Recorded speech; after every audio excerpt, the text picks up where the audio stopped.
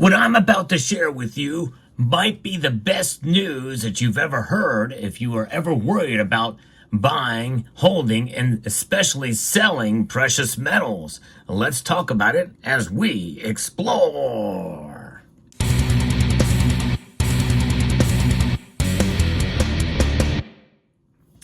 Any kind of investment that you make, or hedge in this case, you always worry about capital gains tax. How do you report this stuff if you want to obey the law with the IRS, much less your state?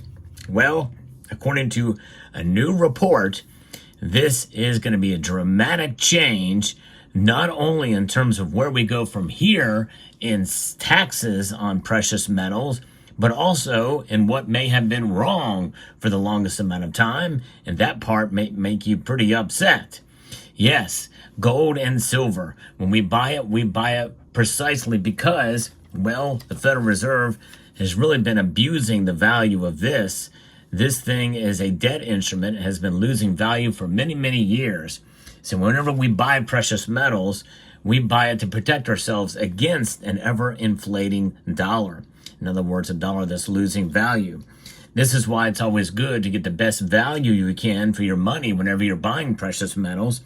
One place you might want to look at is Summit Metals. That's right. And I love their motto, elevate your wealth.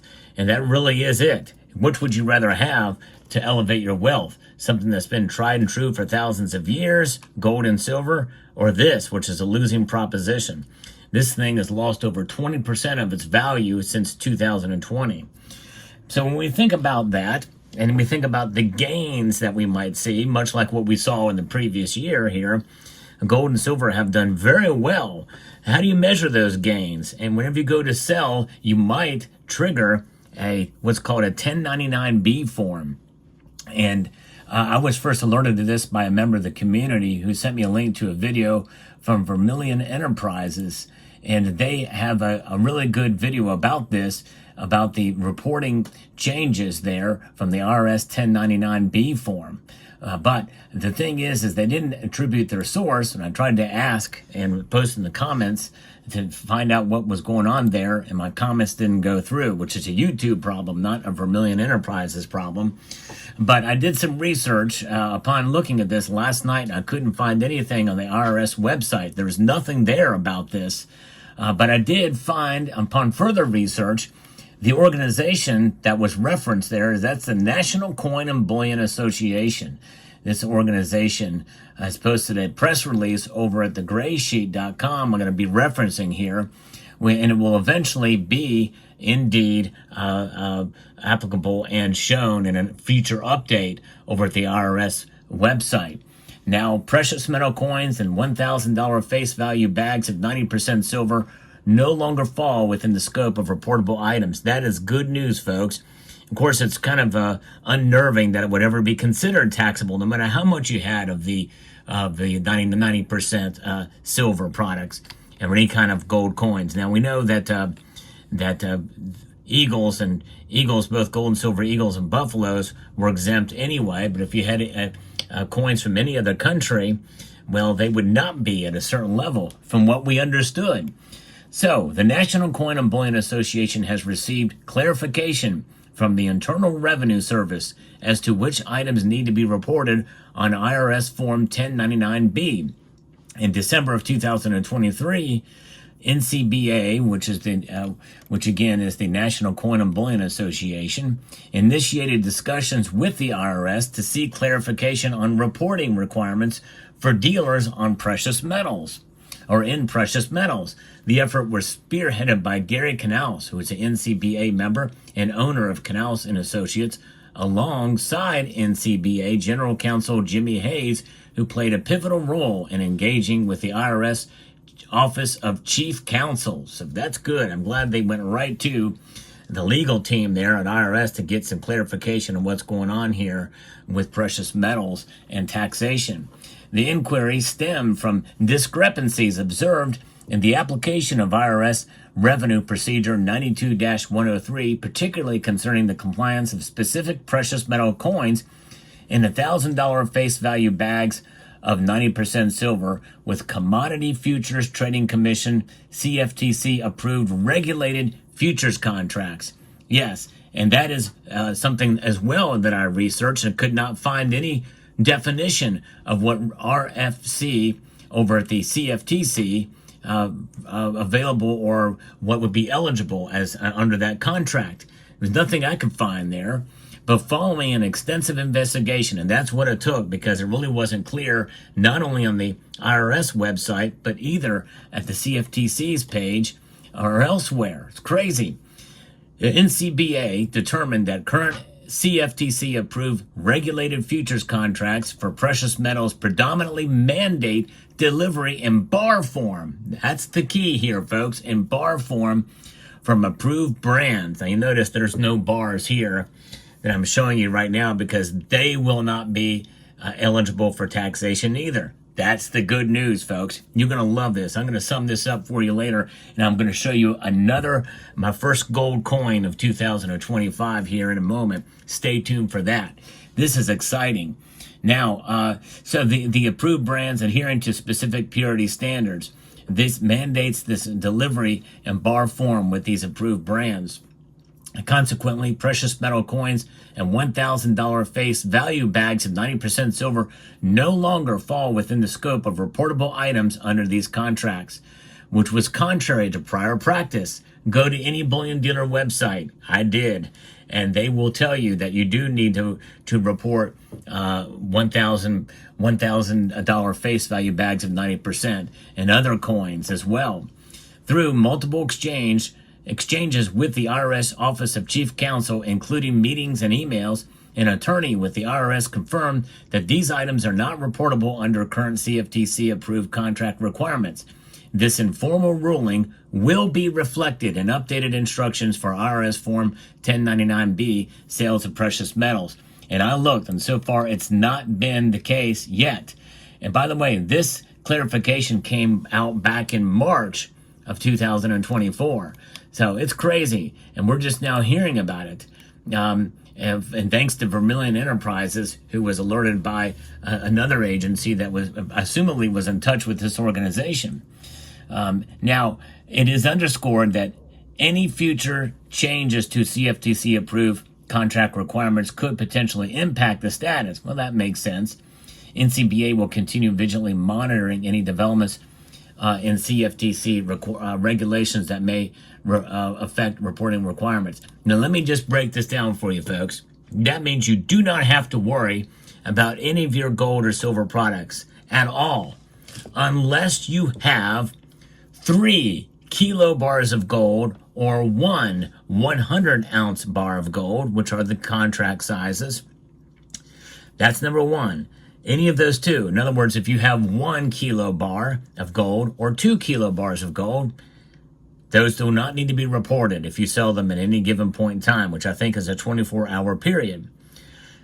On the silver side, it is 5 contract-sized bars of silver. In other words, in order for you to pay capital gains tax, you have to have a 1,000-ounce bar. That's 72 pounds of silver, folks. How many of us have those? I would dare say that nobody that's watching this video has a 1,000-ounce bar of silver. And yes, they were for sale back there in the squeeze movement. SD Bullion had them for sale. But yes, and you can probably still buy them to some extent. But even if you had 4 of those, I don't think it would be eligible. You have to. The contract size is 5,000 ounces for a large size contract of those. If I'm not mistaken. And I'm going to post a link to the Vermilion Enterprises video where he discusses that. But I'm going into a little bit more in depth here because I wanted to attribute the source. And I'm going to give you the source of this. I'm going to post a link to it in the description of this video because I think it's important, because I want you in the comment section to do your research and digging around to see if there's anything that I got wrong on this. But that is pretty nice. Even if they do tax a 1,000-ounce bar, one of them, which I doubt that's the case, well, that's a small size contract.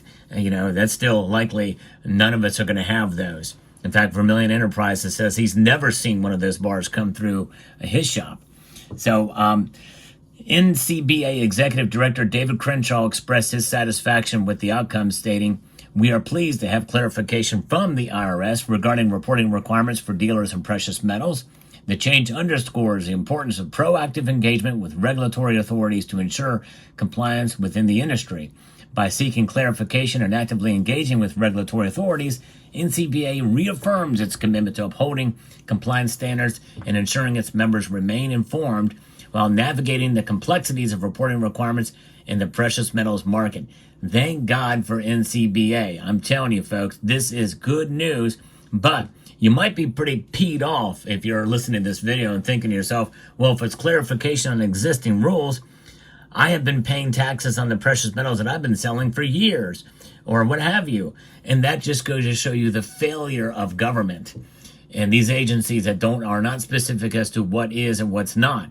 And how they describe it is very confusing on the instructions and the explanations on the IRS website. I looked and I was scratching my head. What the heck does this mean?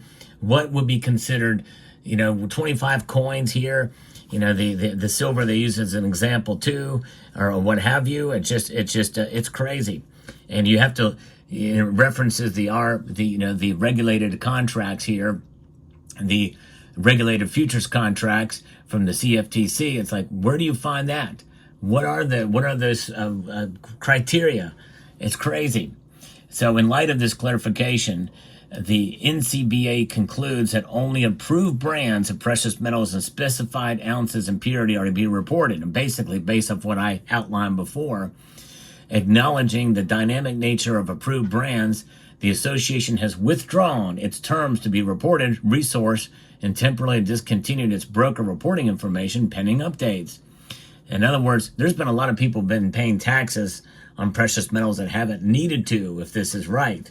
And to aid dealer memberships in understanding reportable items, the NCBA is releasing a new white paper with insights into approved brands acceptable for fulfilling precious metal contracts.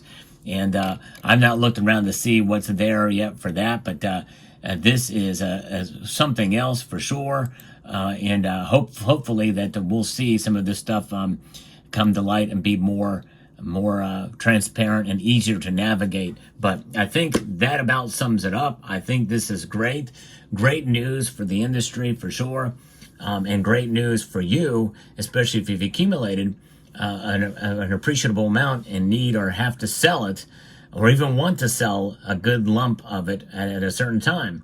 And so as long as it's not a contract size bar, you can sell any amount. You can sell 40,000 ounces of silver or 300 ounces of gold at one time, as long as it's not in the LBMA or COMEX bars and that type of thing. Now let me show you the coin I got. This thing I got in the mail, and this thing was sold. This is how it came. It didn't come with the assay packaging. This is my second one of these. I got this for near bullion price, and they mistakenly listed it as a mintage of 199, but these actually have a mintage of 800. But to get a fairly rare coin, a modern coin, for regular bullion price, I'm going to do that all day long. In fact, if they have more of them left, I may get some more of them, but just kind of an attractive reverse proof look here. So added that to the stack. Let me know what your thoughts are in the comment section down below. Hope you found this video informative, insightful, and educational. Would like to extend a multitude of gratitude to each and every one of you for taking the time to watch. And I want to encourage you to please rate, share, comment, and if you haven't done so already, please subscribe. Trying to get 100,000 by the end of 2025. A multitude of gratitude to you all.